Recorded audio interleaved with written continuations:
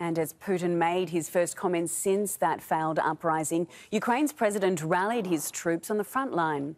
Volodymyr Zelenskyy praised his military for what he called sweeping advances. Zelenskyy's office says he spent the day visiting troops stationed near Berdyansk. He thanked the soldiers for retaking control of settlements in the area. In all directions, our soldiers had an advance, and it's a happy day. I wished the boys more days like this. I was with the units in Khortytsia, and they distinguished themselves in the battle for Bakhmut. Heroically distinguished themselves. Well done, warriors.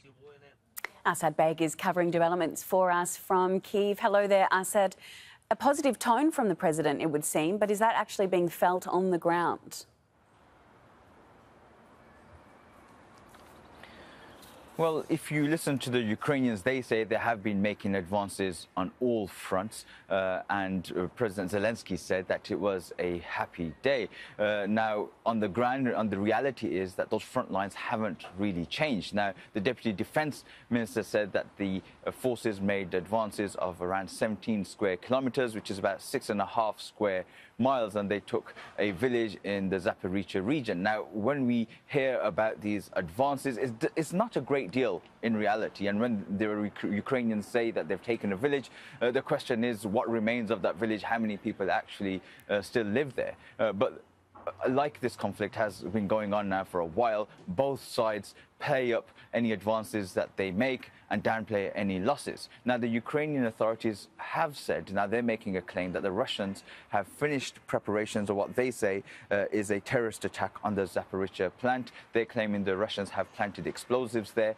Now, it's important to say that this hasn't been independently verified or corroborated.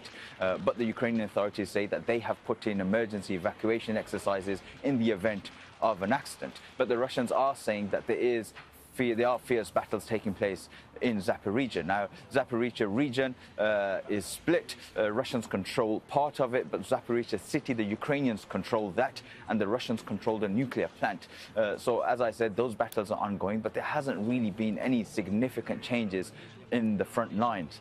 Ukraine has released some footage of a suicide drone, a Ukrainian suicide drone targeting a Russian vehicle in the east of the country, and that battle in the east continues. And we're hearing from both sides that the battles are fierce, and the Ukrainian so-called counter-offensive that we've been hearing about has been slow in trying to get those advances and trying to regain some of that territory.